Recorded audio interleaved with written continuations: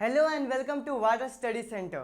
हम कर रहे थे एक्सरसाइज 3.3 जिसमें हमने फर्स्ट क्वेश्चन अच्छे से कंप्लीट कर लिया था और आज के इस लेक्चर वीडियो से हम क्वेश्चन नंबर सेकंड स्टार्ट कर रहे हैं जो कि हमारे पास वर्ड प्रॉब्लम्स है। हमें सबसे पहले सेंटेंसेस को रीड करना है, सिचुएशन को समझना है, सिचुएशंस को समझ के सबसे पहले pair of linear equation in two variable बनाना है एंड फिर उनको सॉल्व करके फाइनल आंसर निकालना है। डन। चलो जरा देखते हैं हमारे पास क्या देके रखा और तकरीबन बिल्कुल जो पिछले वाले एक्सरसाइज के अंदर क्वेश्चंस थे ना बिल्कुल सेम मिलते जुलते ही हमें मिलेंगे और हमने एग्जांपल्स भी कर रखे हैं तो उनसे भी मिलते जुलते हमको क्वेश्चन मिलने वाले। चलो जरा स्टार्ट करते। देखो क्वेश्चन क्या देके रखा, form the pair of linear equation in the following problems and find their solution if they exist. अगर वो एग्जिस्ट करता है तो आगे बाय द एलिमिनेशन मेथड, मुझे कौन से मेथड से सॉल्व करना है, इसको एलिमिनेशन मेथड से सॉल्व करना। हमेशा ध्यान रखना है कि जब भी क्वेश्चन पेपर आए अगर तुम्हें मेथड का नाम देके रखा हुआ है तो तुम्हें उसी मेथड से सॉल्व करना है। अगर वो मेथड का नाम नहीं देके रखा फिर तो बाय डिफॉल्ट कौन सा मेथड से करोगे, जो सबसे आसान मेथड है। और सबसे आसान मेथड कौन सी है, वो है एलिमिनेशन मेथड। क्लियर हो गई बात। चलो जरा स्टार्ट करते हैं। देखो क्या देके रखा है, if we add 1 to numerator and subtract 1 from the denominator a fraction reduces to 1। अच्छा, रिड्यूसेस का मतलब क्या होता है कि ये फ्रैक्शन बन जाता है। फ्रैक्शन क्या होता है, जो पी बाई क्यू के फॉर्म में होता है। बिल्कुल सही। आगे it become 1/2 if we only add 1 to the denominator, what is the fraction। अब उन्होंने बोल के रखा क्या कि अगर हम सिर्फ 1/2 ही ऐड करते हैं डिनोमिनेटर के अंदर तो हमको फ्रैक्शन क्या बन जाता है, अगर हम सिर्फ 1 को ऐड करते हैं डिनोमिनेटर के अंदर तो फ्रैक्शन क्या हो जाता है, 1/2। तो मुझे क्या निकालना है, व्हाट इज द फ्रैक्शन। अगर मुझे फ्रैक्शन निकालना है तो सबसे पहले फ्रैक्शन मुझे क्या करना पड़ेगा, लेट करना पड़ेगा। चलो जरा लेट करते हैं। तो हमने क्या बोला कि हम मान लेते हैं कि जो फ्रैक्शन का न्यूमरेटर होगा वो न्यूमरेटर क्या होगा, ये होगा x, और जो भी फ्रैक्शन का हमारे पास डिनोमिनेटर होगा वो डिनोमिनेटर क्या होगा, ये क्या होगा, y। तो तुम जरा मुझे बताओगे कि ओवरऑल हमारे पास फ्रैक्शन क्या बन जाएगा। तो हमारे पास फ्रैक्शन बन जाएगा x अपॉन में y। पहले बताओ ये चीज क्लियर हुआ। डन। अब जरा फिर से रीड करते। देखो if we add 1 to numerator, अब हम जरा अकॉर्डिंग टू क्वेश्चन में चले जाते हैं। ठीक है, अकॉर्डिंग टू क्वेश्चन। डन। देखो क्या देके रखा हुआ है, if we add 1 to numerator and subtract 1 from the denominator. देखो अगर हमने न्यूमरेटर्स के अंदर एक ऐड किया और हमने डिनोमिनेटर के अंदर एक सब्ट्रैक्ट किया, देखो देखें subtract 1 from the denominator, a fraction reduces to 1, तो ये जो फ्रैक्शन है ये क्या बन जाएगा, 1 बन जाएगा। पहले बताओ चीज क्लियर हुआ। आगे चलते हैं। अकॉर्डिंग टू क्वेश्चन हमारे पास एक और चीज क्या देके रखा हुआ है, जरा रीड करते हैं। इट बिकम 1/2, मतलब जो फ्रैक्शन x अपॉन में y देके रखा हो ना ये क्या बन जाएगा, ये पहले ही बता दिया कि 1/2 बन जाएगा। लेकिन ये कैसे बनेगा, तो उन्होंने बोल के रखा if we only add 1 to denominator, अगर हम डिनोमिनेटर के अंदर सिर्फ एक ऐड करते हैं यानी कितना हो जाएगा मेरे पास x अपॉन में y प्लस में y। डन। अब पहले यहां से इक्वेशन बना लेते हैं। जब मैं क्रॉस मल्टीप्लाई करूंगा तो ये हो गया x प्लस में 1 is equal to y minus में 1। ये y को जब इस साइड लेके आऊंगा तो मेरे पास कितना हो गया, x माइनस में y इज इक्वल टू -1, और ये +1 जब उधर जाएगा तो कितना आ गया, -1। तो मेरे पास x माइनस में y की वैल्यू कितनी आ गई, ये आ गई मेरे पास -2। पहले बताओ ये चीज क्लियर हुआ। आगे बढ़ते इधर, जब मैं यहाँ पे क्रॉस मल्टीप्लाई करूंगा तो 2 का मल्टीप्लाई x से कितना आ गया, ये हो गया 2x। y प्लस 1 का मल्टीप्लाई इधर करूंगा कितना आ गया मेरे पास, y प्लस में 1, और जब मैं y को इधर लेके आऊंगा तो मेरे पास कितना हो गया, 2x माइनस में y इज इक्वल टू कितना हो गया, 1। तुम जरा मुझे बताओगे क्या ये दो इक्वेशन आ गई। एक इक्वेशन मेरे पास यहाँ पर बनी है, दिख रहा होगा मेरे हिसाब से, x minus y is equal to -2, और एक इक्वेशन क्या बना है, 2x माइनस में y इज इक्वल टू 1। अब इन दोनों इक्वेशन को अगले पेज पे जा लिखते हैं। देखो पहली equation x minus y is equal to -2, x minus में y इज इक्वल टू -2 हमने लिख लिया। दूसरा क्या देके रखा, 2x minus y is equal to 1, तो ये हो गया 2x माइनस में y इज इक्वल टू कितना हो गया, 1। देखो चेक कर लो। ठीक है, अब यहाँ पे सबसे अच्छी बात क्या है, यहाँ पे सबसे अच्छी बात ये है कि हमारे पास y का कोएफिशिएंट ऑलरेडी बिल्कुल क्या देके रखा हुआ है, सेम देके रखा हुआ, -1। तो हमें सिर्फ और सिर्फ क्या करना है, सिर्फ साइन चेंज करना है। चलो देखो, तो ये प्लस है तो क्या हो गया माइनस, ये माइनस है तो क्या हो गया प्लस, ये प्लस है तो क्या हो गया माइनस, ये दोनों कैंसिल। तुम जरा मुझे बताओ x माइनस में 2x कितना होगा, तो x माइनस में 2x ये हो गया मेरे पास -x इज इक्वल टू -2, और ये -1 कितना हो गया, ये हो गया मेरे पास -3। ये कैंसिल आउट होके मेरे पास x की वैल्यू कितनी आ गई, 3। और जैसे ही मेरे पास x की वैल्यू 3 आए, इसको उठा के हम अपने फर्स्ट इक्वेशन में पुट कर देंगे। चलो फर्स्ट इक्वेशन क्या है, तो ये मेरे पास x माइनस में y इज इक्वल टू -2, ये x की वैल्यू 3 उठा के पुट करते हैं तो 3 माइनस में y is equal to -2 minus y is equal to -2 और ये +3 उधर जाएगा तो कितना हो गया -3। पहले बताओ क्लियर हो गया। आगे minus y is equal to -2 -3 कितना आ गया -5, ये कैंसिल होकर y की वैल्यू कितना आ चुका है 5, तो हमारे पास x की वैल्यू 3 और y की वैल्यू 5। तो तुम जरा मुझे बताओगे क्या फाइनल आंसर के अंदर मैं ये बोलूँ कि जो हमारे पास फ्रैक्शन होगा ये फ्रैक्शन कितना होगा x अपॉन में y यानी कि 3 अपॉन में 5। तुम जरा मुझे बताओ कि इसको चेक करके देख ले एक बार। चलो देखो पहले कंडीशन में क्या बोला था कि अगर 1 ऐड करते और 1 सब्ट्रैक्ट करते, देखो इसमें जरा 1 ऐड करो कितना हो जाएगा 4 और 1 सब्ट्रैक्ट करो क्या हो जाएगा 4, कैंसिल हो क्या 1 आ रहा आंसर है, हाँ बिल्कुल सही 1 आ रहा। फिर क्या बोल के रखा, सिर्फ हम 1 ऐड करेंगे कहाँ, यहाँ पर डिनोमिनेटर के अंदर, तो +1 करो कितना हो जाएगा 6, 3 से कैंसिल हो कितना आ गया 1/2। मतलब जो हमने ये आंसर निकाला है फ्रैक्शन 3 अपॉन 5 ये बिल्कुल सही है। पहले बताओ चीज क्लियर हुई, आगे बढ़ते जरा। तो ये था हमारे पास क्वेश्चन, हमने क्वेश्चन को पढ़ा, हमने क्वेश्चन को क्या बोलते हैं इक्वेशंस के फॉर्म में कन्वर्ट किया और हमने इसको सॉल्व कर दिया। आगे बढ़ते हैं नेक्स्ट क्वेश्चन की तरफ। देखो अगला क्वेश्चन क्या देके रखा हुआ, बिल्कुल ये क्वेश्चन तो कई बार कर चुके हैं, कभी बाप बेटे का आता है, ठीक है, कभी दूसरे लोगों का आता है, और अभी यहाँ पे क्या देके रखा हुआ है, दो दोस्तों की कहानी दे दिया नूरी और सोनू। रीड करते हैं, देखो क्या देके रखा हुआ है, 5 years ago Noori was thrice as old as Sonu, ठीक है, दो लोग हैं नूरी और Sonu. 10 years later Noori will be twice as old as Sonu, ठीक है, how old are the Noori and Sonu. Obvious सी बात है मुझे नूरी और सोनू की प्रेजेंट एज कैलकुलेट करनी। चलो जाए लेट कर दो, तो मैं यहाँ पे क्या कर रहा हूँ, let present age of Nuri is equal to क्या लेते हैं y and present age of Sonu इसको अपन क्या लेते हैं, ये लेते हैं y। पहले बताओ क्लियर हुआ। अब उन्होंने एक अलग अलग कंडीशन देके रखा। पहली कंडीशन क्या देके रखा, 5 years ago, तो सबसे पहले यहाँ पे लिखता हूँ क्या 5 years ago। तुम जरा मुझे बताओ कि अगर मैं 5 साल पहले चले जाता हूँ तो हमारे पास नूरी की एज क्या होगी। देखो फिर से बताता हूँ, जैसे अगर मैं तुम्हें बोलता हूँ कि मेरी एज अभी 20 साल है, डन, तो 5 साल पहले मैं कितने साल का रहा हूँगा, तो मैं बोलूँगा 5 साल पहले मैं 20 माइनस में 5 15 साल का रहा हूँगा। वैसे ही अगर नूरी की प्रेजेंट एज हमारे पास x है तो मुझे अगर ये कंडीशन अप्लाई करना है तो पहले मुझे 5 साल पहले जाना पड़ेगा, डन। तो मैंने क्या बोला कि अगर 5 साल पहले जाते हैं तो जो हमारे पास नूरी का एज होगा, ये नूरी का एज क्या x माइनस में 5 हो जाएगा, और जो हमारे पास सोनू है ये सोनू का एज कितना हो जाएगा, ये हो जाएगा y माइनस में 5।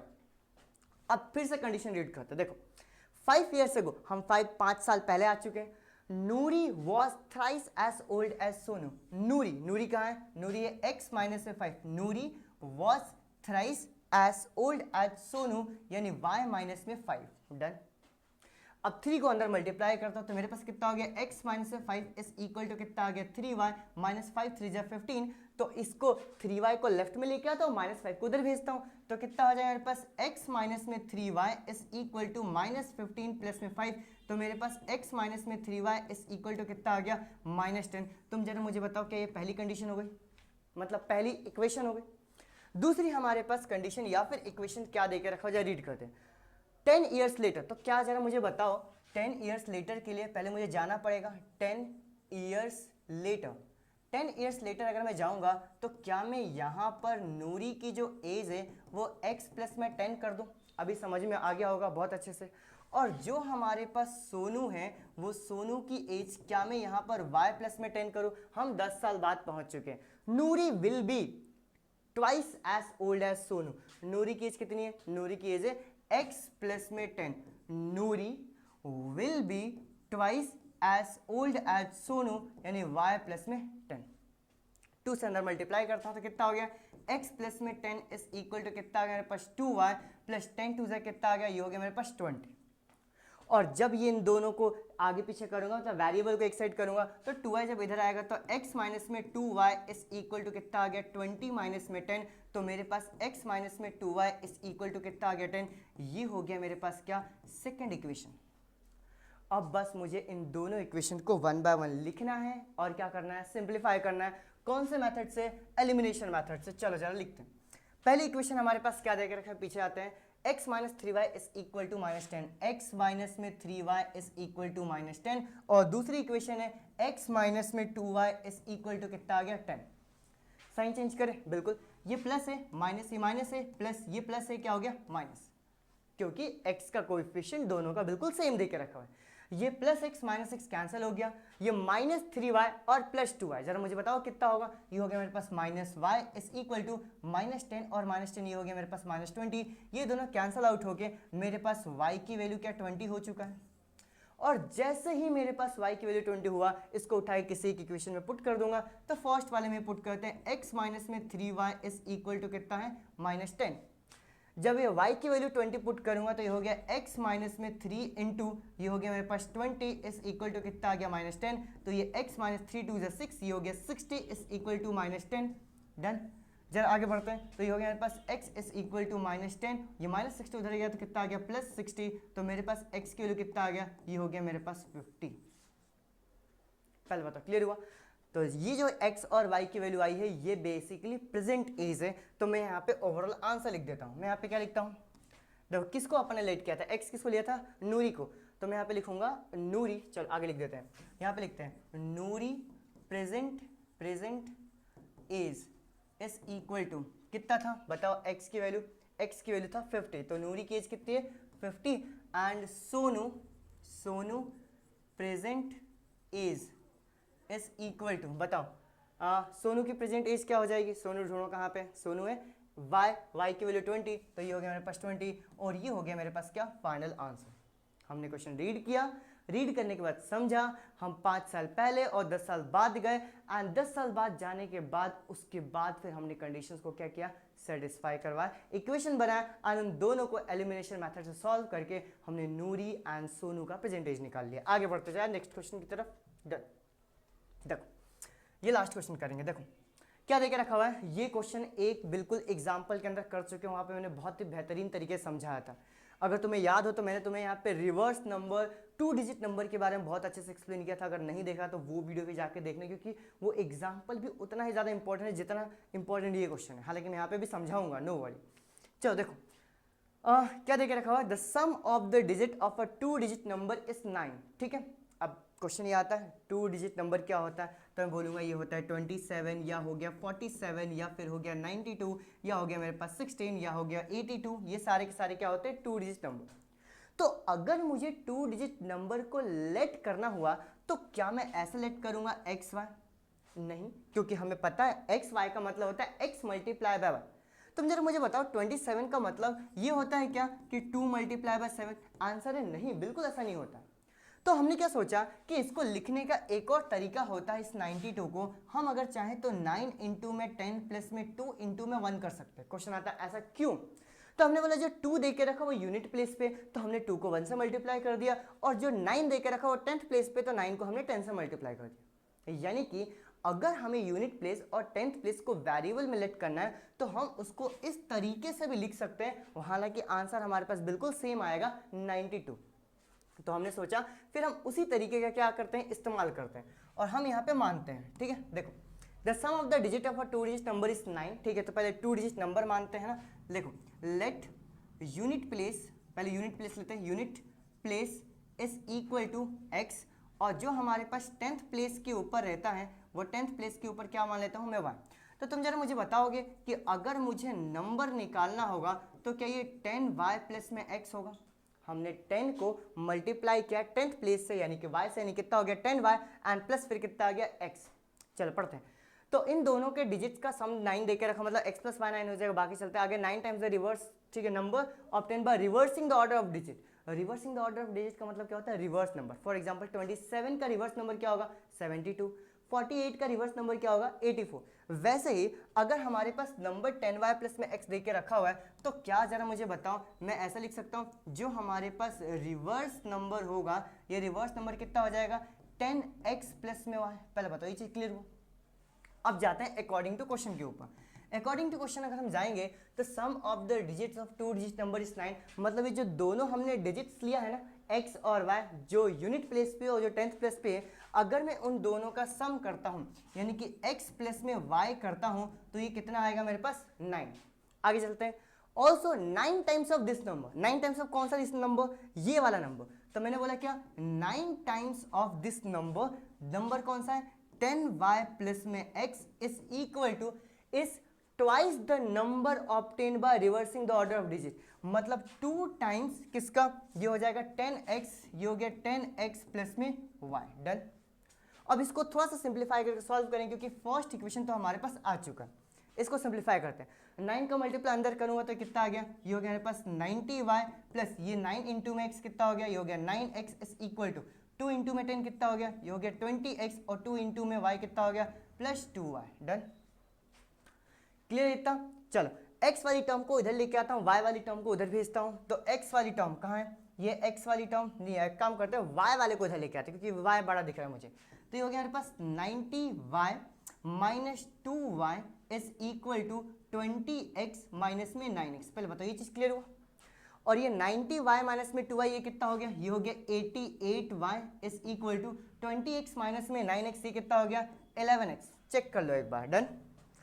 फिर जब मैं 11 से अगर चाहूँ तो क्या ये कैंसिल कर सकता हूँ, जी हाँ। तो जब मैं 11 से कैंसिल करूँगा तो 11 से 8 टाइम्स में कैंसिल होके, चलो अगले पेज पे लिखता हूँ, ये मेरे पास कितना हो जाएगा, ये हो जाएगा 8y इज इक्वल टू कितना हो गया x।